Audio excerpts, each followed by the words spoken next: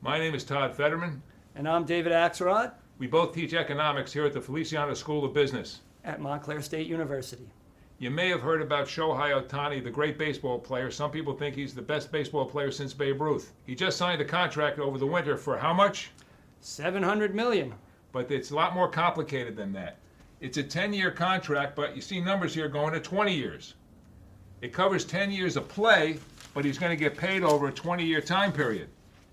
He's only going to get $2 million a year for the first 10 years, and then $68 million starting in year 11 for 10 years. It totals to $700, but a dollar paid 20 years from now is not worth the same as today. We do something called a present value calculation, where we take the amount that's going to get paid divided by 1 plus the interest rate, raised to the nth power. Major League Baseball uses an interest rate of 4.43%.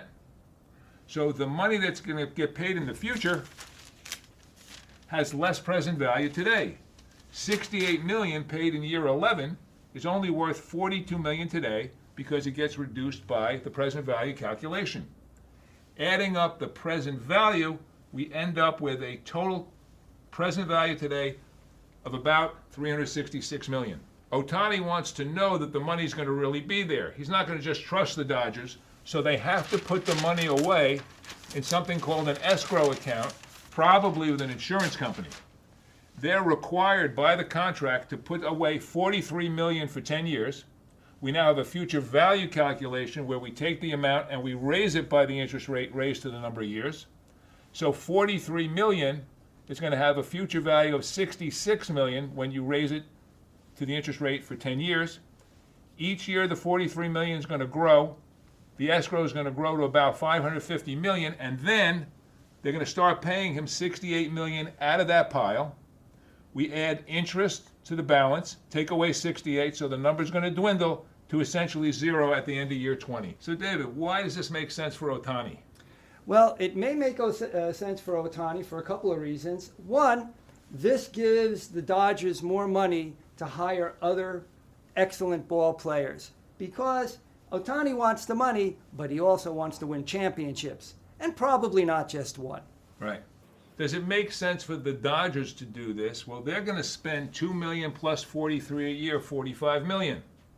Right now, if they sell an extra 2,000 tickets, because he's a big attraction, and the people spend $250 between the ticket and the merchandise, that's $500,000 a game times 80 games. That's $40 million right there.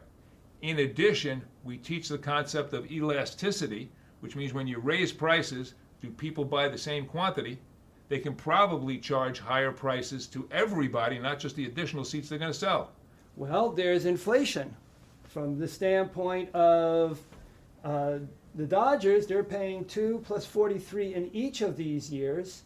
So $45 million, well, you're not going to buy as much in 10 years. So that's actually an even better deal for the Dodgers. It's a much better deal for the Dodgers. The price that they're going to charge for tickets 10 years from now will be substantially higher. They still owe him only $45 million in payments. So the Dodgers like it.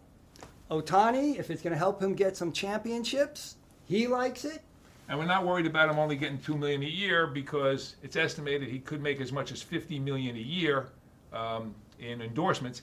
And 10 years from now, when he starts getting these $68 million a year payments, he's probably going to move to a state that doesn't have a state income tax, or he might move back to Japan, where this may get taxed at a very low level.